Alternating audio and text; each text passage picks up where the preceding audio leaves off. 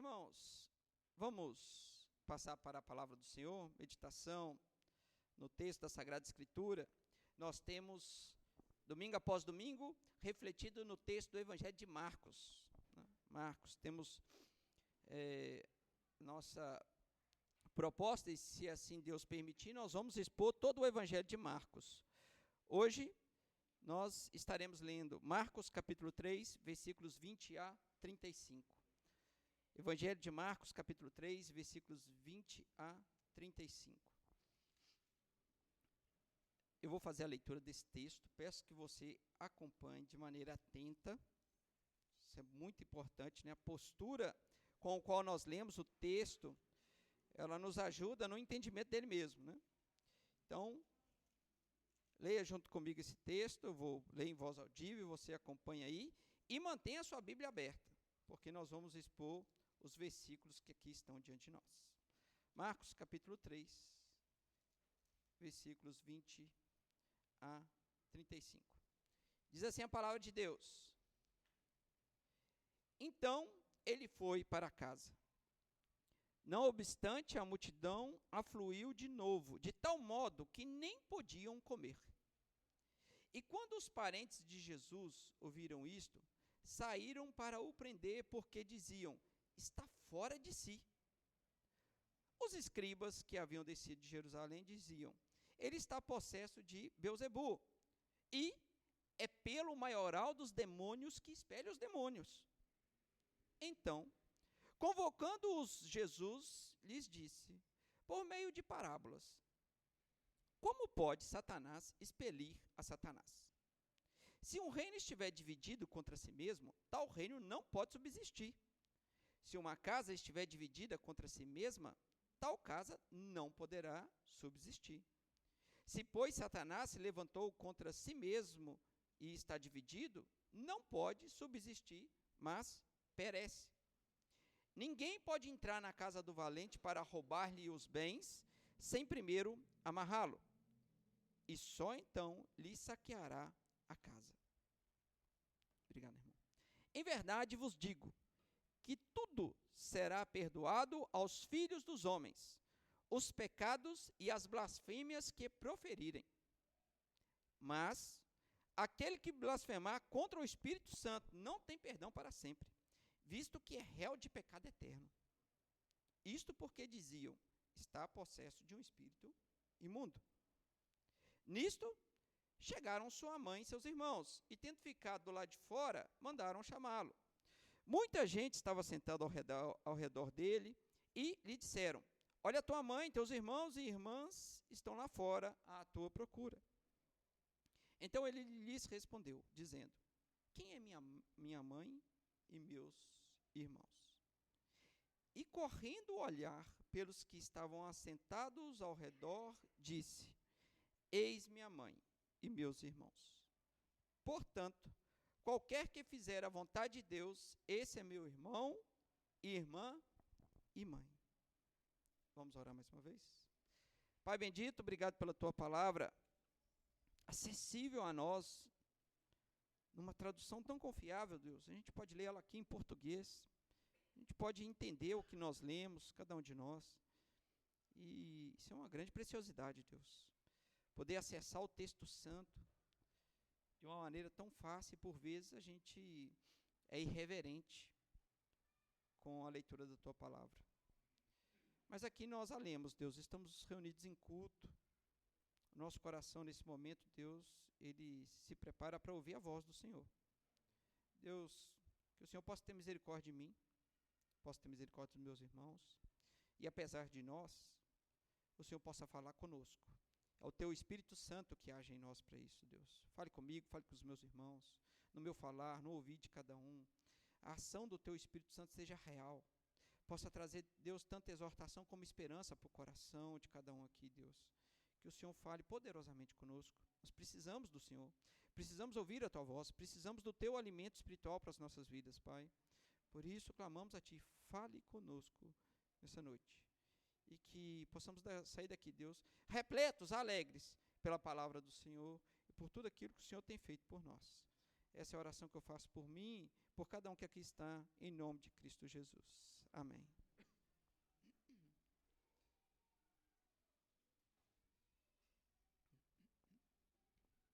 Irmãos, tem algumas frases que elas são frases assim de um caráter meio que universal, né? Elas quando são ditas, para quem está sendo dirigida aquelas frases, o sujeito tem que tomar muito cuidado, porque essas frases de quase,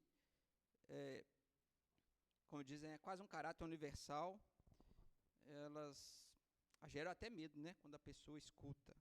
Eu vou falar duas dessas frases, eu acho que você vai estar alinhado comigo nesse tipo de preocupação. Uma das frases é quando uma mãe chega para o filho e fala para o filho assim: por que você está indo nesse lugar? Você não deveria ir nesse lugar. Essa frase, irmãos, de uma maneira que a gente não entende, né, parece quase que sobrenatural, ela aumenta a estatística, eu vou chutar qualquer coisa aqui, pelo menos umas 30 vezes, do negócio dar errado. Da gente sair e alguma coisa que a gente não queria que acontecesse, vai acontecer. Eu não tenho ciência para provar isso que eu estou falando, né? Não é nem meu objetivo, os irmãos percebam um pouco, só estou querendo explorar aqui eu diria que é algo que é um senso comum, né? Um consenso. Se a mãe diz alguma coisa, meu amigo, obedeça, porque a probabilidade do erro é muito grande. Obviamente que talvez tenha até um caráter estatístico aqui. Isso se deve à experiência, né? A mãe sabe aonde o filho está colocando o pé, e a gente é, às vezes, muito teimoso e desobedece a mãe, e a gente dá com o burro nas águas, né? Isso aí é muito comum. Essa é uma das frases. Agora, existe uma outra frase, e essa aqui é específica para os maridos, né? Para os homens casados. Se você estiver saindo para jogar bola, colocou o tênis, colocou o meião, colocou o short, está todo bonitinho para jogar bola, né? Tem gente que passa até perfume para jogar bola. Está saindo, e se a mulher fazer uma pergunta assim: para onde você está indo? Ela sabe que você tem que jogar bola, né? Mas ela quer perguntar, quer que você verbaliza a sua má intenção, né? Não, estou indo jogar bola. Se continuar o diálogo, às vezes o diálogo interrompe ali, né, irmãos? Já cessa o diálogo. Se tiver continuidade no diálogo e a mulher falar assim: você vai jogar bola, você vai machucar. Irmãos, eu não tenho ciência, mas pela estatística aumenta mais ou menos umas 788 vezes a possibilidade de você voltar machucado. Eu sempre voltei machucado. Quando a Dani falou assim: você vai voltar machucado, porque ela nem está perguntando, eu acho, né? Será que você vai voltar machucado? Não, ela afirma: você vai voltar machucado, né? E é impressionante, né, como isso, o João Bosco ali, que jogou muita bola, pode ser prova fiel, né? Que eu não tenho ciência para provar, mas a experiência de cada um diz que essas coisas acontecem, né? E acontece mesmo. Então, homem, se a mulher falar assim: você vai machucar, eu sei como é que cada um de nós vai agir. Nós vamos jogar a bola, a gente volta machucado. Mas nosso orgulho não volta ferido, né? Não tem problema, a gente volta machucado. Irmãos, essas coisas nos alertam, né? E aí, voltando pelo primeiro exemplo da mãe, né? A gente deve, de fato, ouvir, né? Quem tem amor, cuidado por nós, especialmente mãe, pai, né? São pessoas que Deus colocou na nossa vida para que a gente possa ouvir e ter atenção, porque são pessoas que querem o nosso bem. O texto aqui parece contrário a esse senso comum. Parece contrário. Porque a gente fala, a gente tem que escutar a família, tem que escutar o pai, tem que escutar a mãe. E o texto está diante de nós, a família de Jesus, né? Vai atrás de Jesus para falar assim: ô Jesus, você está doido. Você está doido. Calma aí, eu acho que você está perdendo a noção das coisas. Está na hora de voltar para casa, né? Está na hora de guardar as coisas, né? Guardar a chuteira, acabou o jogo. Não dá para você continuar, você está doido. Você está completamente doido. E Jesus, apesar daquilo, né, dessa intenção da sua família, falou assim: não. Ele não vai dar muitos motivos aqui, mas na verdade Jesus está querendo falar assim: doido estão vocês, se eu não avançar no meu ministério. Perdido estará todo mundo, se vocês acharem que eu tenho que ir embora para casa e nada mais fazer aqui na terra. Doidos estão vocês. Diz o texto, nos 2 primeiros versículos, e aqui a gente vai ter uma divisão interessante no texto que nós lemos. Diz assim: então ele foi para casa. Quem? Jesus. A casa dele em Nazaré? Não. Quartel-general lá em Cafarnaum. Lembra que Jesus está ali aos arredores da Galileia e ele vai ali para o seu quartel-general, tem Cafarnaum, na região da Galileia, e ele foi para lá. Lembre-se que o texto anterior a esse é quando Jesus escolhe os 12 discípulos, né? Foi o alvo da nossa meditação no domingo passado. Jesus, na escolha dos 12 discípulos, está estabelecido ali a criação de uma nova humanidade nele mesmo. Lembre-se que a escolha dos 12 discípulos, os 12 improváveis que nós vimos no domingo passado, nos lembra que Jesus não está querendo reformar, dar uma ajustada, consertar mais ou menos aquilo. Não, não. Jesus está fazendo algo novo, totalmente novo. E eu acho que, para não ter dúvida, ele escolhe os 12 improváveis, né? 12 pessoas que juntas só poderia dar errado. E eles iniciaram o maior empreendimento de toda a história. Aquele corpo de apóstolos que depois fundamentará a Igreja de Cristo Jesus. É a entidade, instituição mais vitoriosa de todo o tempo na história. E continuará sendo. Nós cantamos aqui, né? Nós somos mais que vencedores. A Igreja de Cristo é mais que vencedora mesmo, irmãos.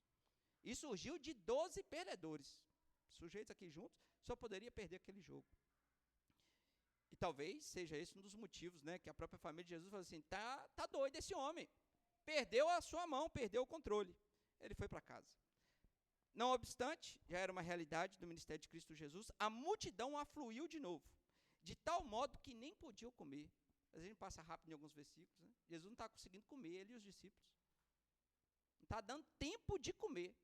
E talvez nem forma de comer, sei lá se o alimento não conseguia chegar, mas fato é que Jesus, que é um servo, que veio para servir, que veio para fazer da sua vida uma entrega total a cada um daqueles que esteve com ele e a nós mesmos. Jesus não estava parando nem para comer. É o que o texto está falando aqui. Eles não podiam comer. De tanta gente em volta dele, de tanta necessidade diante dele, de tantas curas, milagres, expulsões de demônios, que tudo aquilo que está acontecendo. Jesus e seus discípulos não paravam para comer. E quando os parentes de Jesus, está aí a turma, né? Aqui a ideia é de familiares mesmo. Tá? Familiares de Jesus ouviram isto, saíram para o prender, porque assim, um homem não quer nem comer, né? O homem não está parando nem para comer porque realmente perdeu o juízo, né? Está fora de si, está fora do seu juízo. Foi exatamente isso que está aqui descrito, porque diziam está fora de si. Então percebam, irmãos, o que o texto agora quer nos direcionar é que, até então, qual era a oposição que estava diante de Cristo Jesus?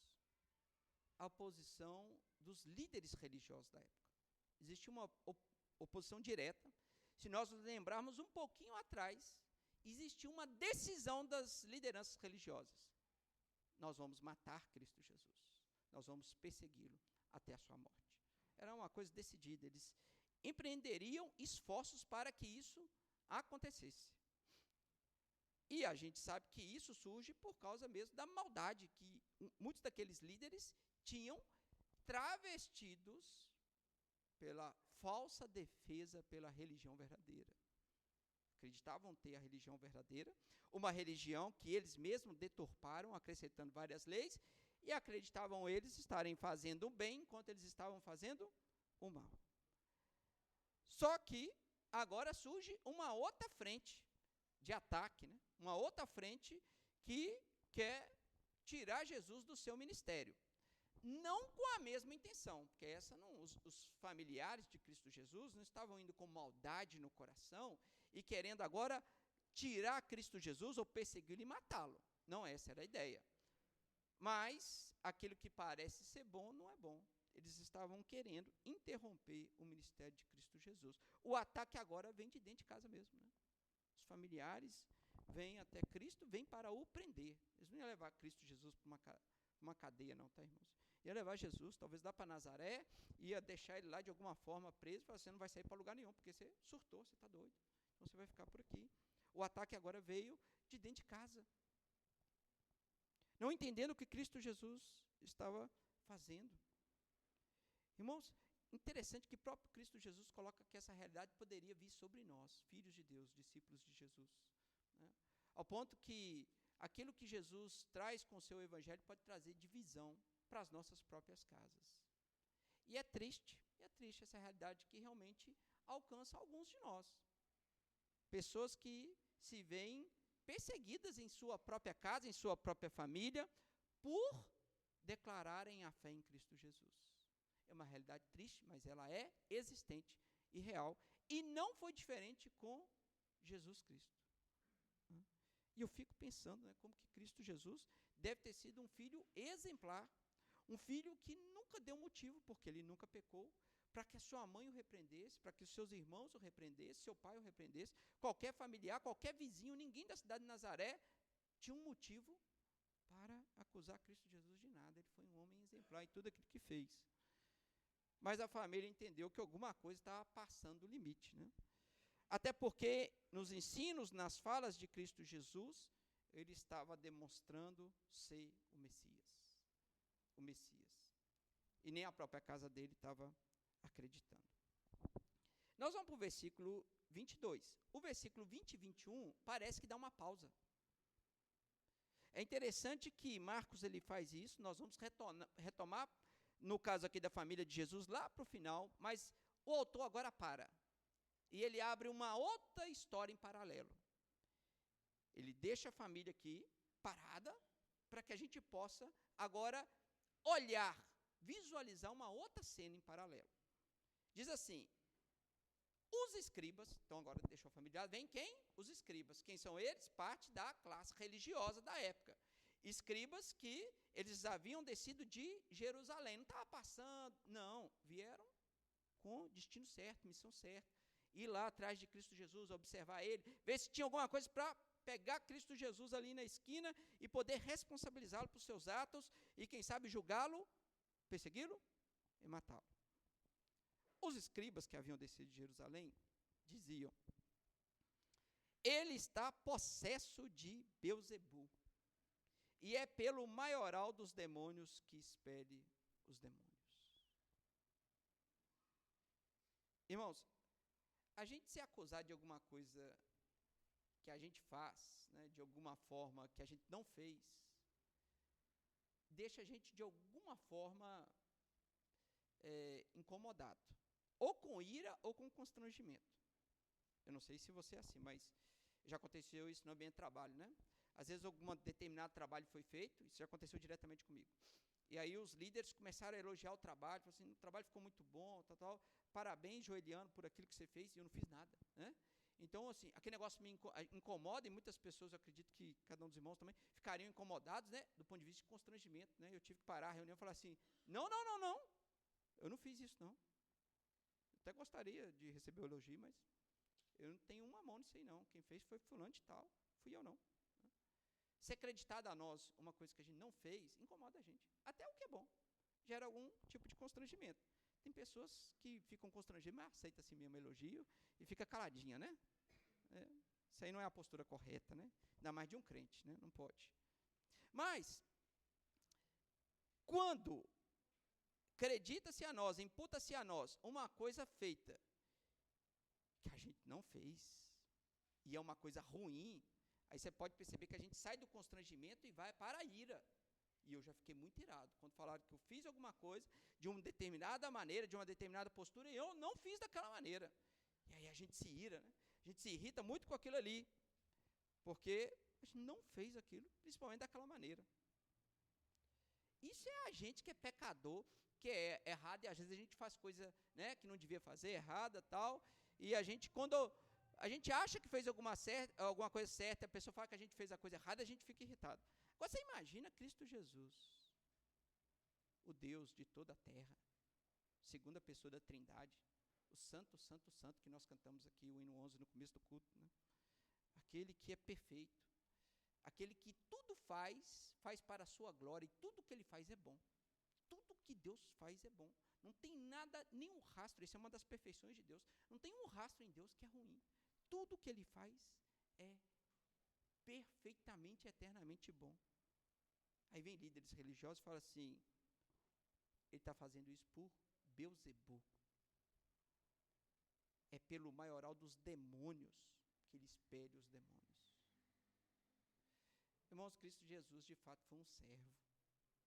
Ele nos serviu, irmãos. E como ele nos serviu, como ele serviu a igreja. Cristo Jesus, a gente poderia observar nessa caminhada dos evangelhos, que ele teve motivo, mas muito motivo, para fulminar todo mundo que estava na frente dele. E pegar o bondezinho de volta e ir para o concílio eterno trinitário e nunca mais voltar nessa história aqui e acabar com ela. Ele teve muito motivo para fazer isso. Né? Só que em torno da fidelidade do seu próprio nome, das suas promessas, ele não fez. Mas que ele poderia ter feito, ele poderia ter feito. Acreditar em Jesus, o bom, aquele que é verdadeiramente bom, uma obra demoníaca. Ai, irmãos. Aí diz que no versículo 23, então, convocando-os, Jesus lhe disse, por meio de parábolas. E Jesus vai falar aqui uma história, né? Assim, ele está fazendo uma pergunta que é muito clara. Tá? Jesus está falando algo aqui que é meio óbvio. Assim, como Satanás pode expelir Satanás? Porque, no certo sentido, Satanás poderia expelir Satanás mesmo, para delubriar as pessoas, né? Para enganar as pessoas. Só que Jesus coloca alguma coisa aqui que, mostrando para eles que, não é Satanás expulsando Satanás. Vocês não repararam que a relação cósmica de todas as coisas, inclusive o mundo espiritual, não está dando uma estremecida com a minha chegada à Terra? Vocês não repararam isso, não? Vocês estão achando mesmo que as coisas estão continuando normal? Está tudo do mesmo jeitinho como sempre foi? Irmãos, a vinda de Cristo Jesus aqui é um terremoto na história e em toda a realidade que está diante dele. Jesus está mudando completamente a realidade das coisas, visíveis e invisíveis. Está tendo um terremoto real, visível e um invisível. As coisas estão sendo estremecidas pela ação de Cristo Jesus em seu ministério. Por isso que Jesus fala que um reino está sendo dividido. E um reino dividido, que seria Satanás, expelir Satanás, né? Não prevalece, né? E Jesus poderia até lembrar do povo de Israel por causa disso, né? O reino, quando se dividiu, o reino de Israel se dividiu no reino do norte e o reino do sul, né? Ali começou a ruína do povo de Israel, né? A divisão do reino do norte e do reino do sul, e Jesus está colocando essa realidade diante deles. Se um reino estiver dividido contra si mesmo, tal reino não pode subsistir. Então, vocês acham mesmo que Satanás, ele está fazendo isso aqui um grande teatro, onde que as coisas estão sendo divididas de uma forma muito clara? Se uma casa estiver dividida contra si mesmo, tal casa não poderá subsistir. Ou seja, Jesus está colocando elementos ali, depois que ele foi acusado de ser a encarnação do maligno. E aí Jesus, me parece, pelo texto, com uma paciência que não é devida a nós, porque se fosse a gente ia chegar chutando a mesa, cadeira, ia ficar bravo com aqueles homens, colocar, como eu já fiz isso na minha vida, né, colocar o dedo na cara de alguém, porque estava falando que eu fiz uma coisa e eu não fiz. Né? E eu fiz isso com um familiar meu, me arrependo grandemente de ter feito isso. Né? Mas é a ira, né, irmãos? A ira nos leva a esse ímpeto, né? E Jesus ainda está parando aquilo ali, foi acusado de ser um demônio. O Deus dos céus foi acusado de ser um demônio. E ainda está explicando para aqueles homens por que ele não é um demônio. Por que aquilo que aconteceu ali, dizer que ele é a encarnação do mal, do maligno. Porque eles não falaram, perceba só pelo texto, que eles não estão falando que Jesus era uma pessoa endemoniada. Não é o sentido do texto que está aqui. Está falando que ele age como um demônio encarnado. Ele é o próprio demônio em si. Ele é o próprio demônio em si. Outras pessoas já fizeram isso na história, né? O filósofo Nietzsche, ele diz que Jesus é a infâmia em pessoa e o mal fundamental do Ocidente. Já disse isso sobre a pessoa de Jesus. Outros filósofos já disseram isso também, né? Pessoas dos nossos tempos também falam isso. Que Jesus, num certo sentido, é a encarnação do mal, é o próprio maligno. Continua Jesus dizendo o seguinte, versículo 27. Ninguém pode entrar na casa do valente para roubar-lhe os bens, sem primeiro amarrá-lo, e só então lhe saqueará a casa. No certo sentido, irmãos, Jesus está falando de si aqui. E ele está trazendo uma autorrevelação para si, assim, reafirmando, né? Vocês estão me comparando a Satanás, né? Mas ninguém pode entrar na casa do valente. Quem é o valente aqui? Satanás. para roubar-lhe os bens, sem primeiro amarrá-lo. E só então lhe saqueará a casa. O que Jesus está respondendo de uma maneira muito definitiva e clara para aqueles escribas ali veja só, eu não sou Satanás. Satanás é poderoso porque ele é valente. Esse homem é brabo, né? Ele é um camarada que de fato é assustador. Só que chegou o mais valente. Chegou o mais forte. Chegou aquele que pode pegar o Satanás e amarrá-lo. Jesus não veio, inclusive, dividir um reino. Ele veio estabelecer um novo reino, completo. Né? E o que ele faz, ele amarra Satanás. E por isso, aquilo que foi dito ali é um grande absurdo. Um completo absurdo em acreditar a Cristo Jesus uma obra satânica. E até aqui eu queria só fazer uma pausa, primeiro, para que a gente possa refletir numa verdade que está diante de nós, no texto, irmãos. A realidade espiritual existente. Não pode-se duvidar da existência de demônios. Não pode-se duvidar da existência de Satanás. Não pode-se duvidar do domínio que ele exerce sobre o mundo. Não pode-se duvidar da intenção de Satanás em deixar as pessoas presas e escravas. Essa realidade espiritual é real. É real. Mas também não pode-se acreditar a Satanás uma força tal, uma valentia tal, que ele pode encarar e bater de frente com Cristo Jesus. Não pode. Satanás, ele em disputa de poder com Deus, o poder dele é mínimo. É mínimo. É ineficaz diante do grande poder de Cristo Jesus.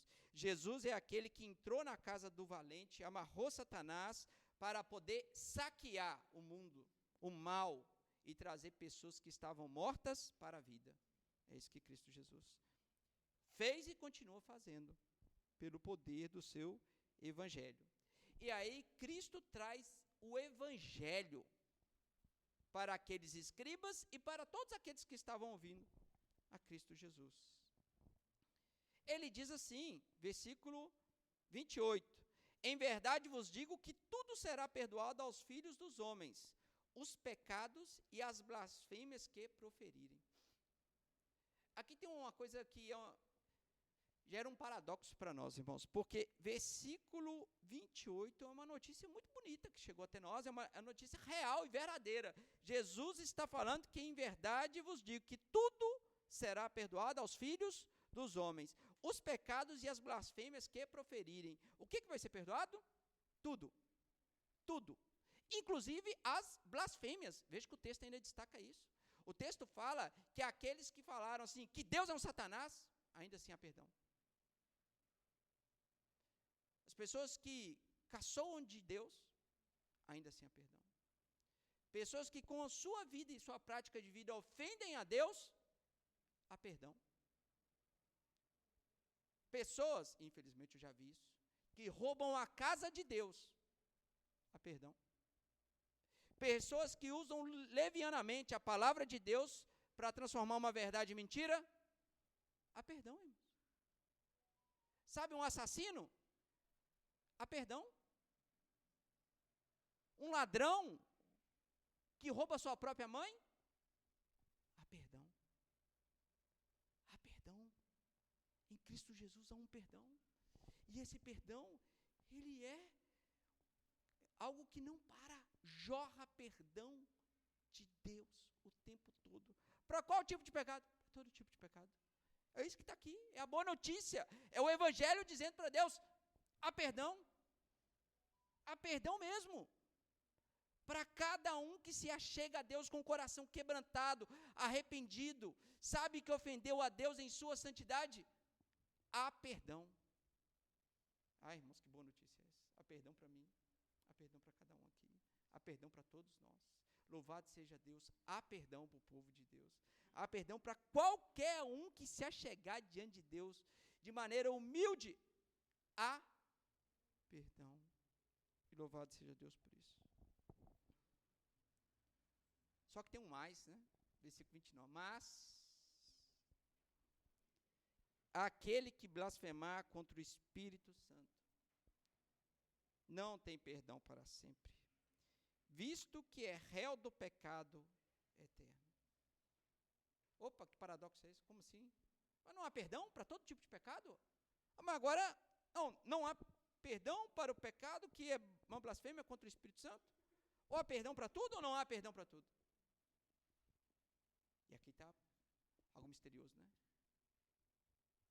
Quantas vezes eu já respondi essa pergunta? Pastor, o que é a blasfêmia do Espírito Santo, né? Pergunta muito comum, né? O que é a blasfêmia contra o Espírito Santo? E às vezes a gente só pega esse versículo, mas esquece do contexto todo que ele está aqui arranjado, arrumado, adequado, vindo de um versículo imediatamente anterior que fala: há perdão para todo tipo de pecado, inclusive as blasfêmias que proferirem. Proferirem contra quem? Contra Deus. Só que aquele que blasfemar contra o Espírito Santo, que os escribas estavam fazendo, não tem perdão para sempre. É réu de pecado eterno. Irmãos, há algo ligado ao perdão dos nossos pecados, e é inevitável para todo mundo. Nós somos informados pela palavra de Deus que quando nós pecamos, nós temos o perdão dos nossos pecados. Essa é uma promessa de Deus para cada um de nós. E a gente deve se agarrar nessa promessa. E tem que se agarrar mesmo, porque se essa promessa não tiver validade, está todo mundo perdido, né? Mas diz a palavra de Deus que para os nossos pecados há perdão. E a gente pode se agarrar. Não somente nesse texto, mas em outros textos. Só que há uma inclinação do coração para que nós sejamos perdoados. Qual que é essa inclinação, irmãos?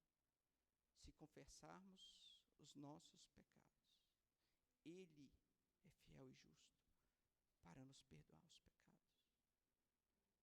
Ou seja, o perdão, ele vem acompanhado de contrição, de arrependimento, de pessoas que genuinamente entendem quem elas são e quem Deus é, e sabem que, apesar de produzir o mal e o pecado, elas podem humildemente se colocarem como servos. Fala assim: Deus, perdoa o meu pecado, como nós fizemos aqui nessa noite. Deus, perdoa, eu não sou digno, mas eu pequei, eu errei, e eu preciso do teu perdão, eu preciso da tua graça, eu preciso da sua misericórdia, eu preciso do Senhor imediatamente em minha vida, eu preciso do Senhor. Agora, perceba só, imagina chegar: Deus, pequei ali, beleza? Sua palavra fala que se eu pequei, está perdoado, então faz favor, perdoa o meu pecado, tá bom, que eu vou seguir minha vida. Você acha que tem perdão para isso? Não tem perdão. Agora você imagina para corações que falam assim: isso não é Deus, isso é Satanás. Como haverá perdão? Se o coração entende que Deus é o próprio Satanás, como haverá perdão? É exatamente disso que o texto está falando. São quando pessoas soberbas, orgulhosas, ou cheias de si, achando que são maiores do que tudo, do que próprio Deus, imputam a Deus seu demônio. Não há perdão. É por isso que aqui quebra de vez a ideia universalista das coisas. Existe uma heresia que permeia até os nossos tempos, que fala que Deus vai chegar no final de todas as coisas, não, e vai salvar todo mundo. Todo mundo vai dar um jeitinho, Rubinho. Deus vai ali arrumar um cantinho para cada um, tal. Fui lembrado semana passada, né?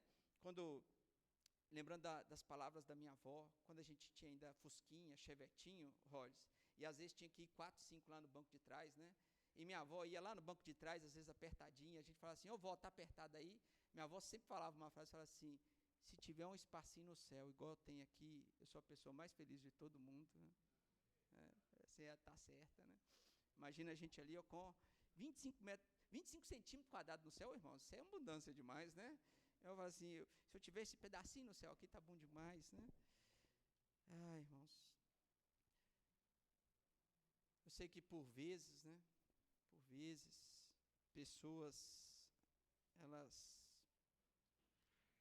esquecem quem elas são tomadas de orgulho, são tomadas de tal forma que esquecem quem é Deus, e faz da sua vida uma ofensa direta a Deus, ofensa consciente. É isso que a palavra de Deus está querendo falar, quando pessoas conscientemente, elas são anticristãs, elas são aquilo que se junta aos inimigos da nossa alma, ao mundo e ao próprio Satanás, e elas vão contra a cruz de Cristo conscientemente.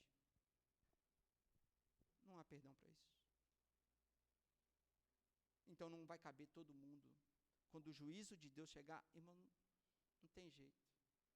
Aquele que chegou ao final da sua vida e sem nenhum arrependimento na alma, com soberba e com orgulho, não há perdão. Não há perdão. É o contraste e o paradoxo do Evangelho. É uma fonte infinita de perdão. E que alguns dizem assim, não preciso disso. Não preciso disso. No final das suas vidas, quanta falta fará aquela fonte infinita de graça e de misericórdia.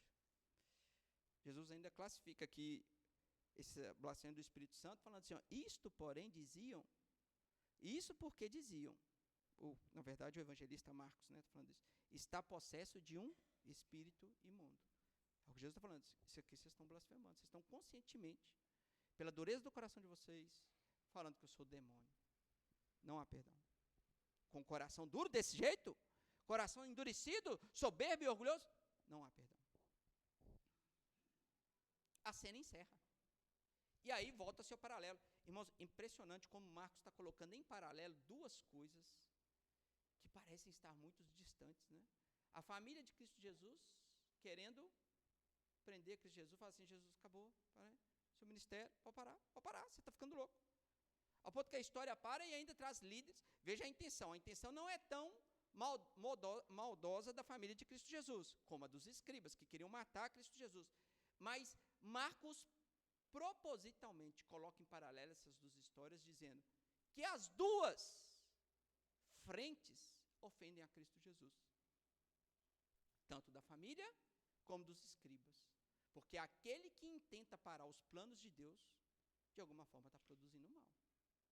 Seja até com um caráter de bondade, como a família de Cristo Jesus, a família de sangue. Ou seja, como um caráter de extrema maldade, como dos escribas. Parar o ministério de Cristo Jesus. E aí volta a cena, agora para a família. Nisto, diz o versículo 31, chegaram sua mãe e seus irmãos, e tendo ficado do lado de fora, mandaram chamá-lo. Lembra que estava lotado, né? Mandaram chamar Cristo Jesus. Irmãos, nós estamos no mundo oriental, medo oriental, né? Lá, a questão de obediência, de saber a submissão, é muito diferente do mundo ocidental. Muito diferente, Roger. É fácil a gente falar para os nossos meninos, né? Fala assim, ó menino, vem para cá. A gente fala que a obediência na primeira frase está difícil, né? Você tem que reforçar, falar de novo, né? Até que o menino vinha. No mundo medo oriental, ainda mais há 2000 anos, não. Quando chegava um familiar, alguém, imagina um pai e uma mãe chamando o filho, era obediência imediata, sonho de todo pai e toda mãe.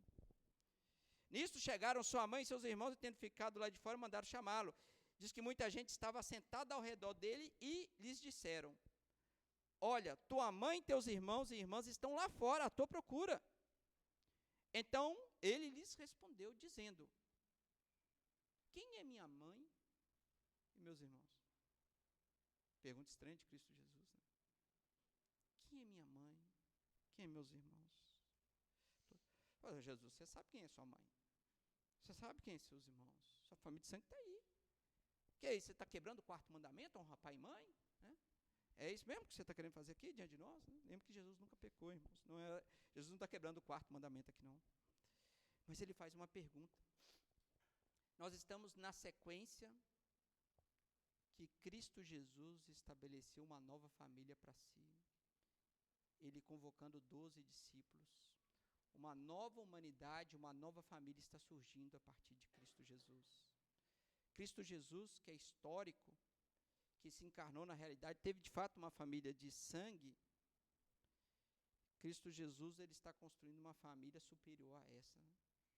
Uma família eterna, família espiritual, família de irmãos e irmãs que nós estamos incluídos nela, irmãos.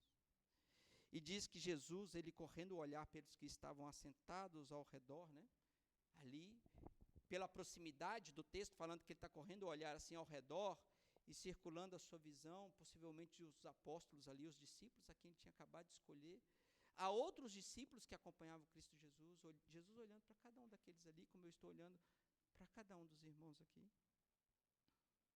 Jesus fala assim: eis a minha mãe e meus irmãos. A minha família é essa aqui agora. Ele não está descartando, ele não está desonrando a família dele. Mas Jesus sabia que, inclusive, a família dele estava lá para impedir o ministério dele. Jesus está falando assim: minha família é essa aqui. A minha missão é construir essa família, essa casa. Se a minha família não concorrer comigo, e vindo agora fazer parte dessa família, eles estarão fazendo parte de um outro reino. O que eu estou fazendo é superior a tudo aqui que as nossas vistas, né, a nossa realidade visível está construindo. Ele está vendo. Está surgindo uma nova família. E se minha família me atrapalhar, a única coisa que eu posso fazer é, de fato, romper com eles. A família agora de Cristo Jesus é aqueles que carecem da graça, do perdão e do amor de Cristo Jesus. E impedir Cristo Jesus de derramar sua graça, sua misericórdia, é impedir o próprio plano da vontade de Deus. Ao ponto que o versículo final aqui do nosso texto diz: portanto, qualquer que fizer a vontade de Deus, esse é meu irmão, irmã e mãe.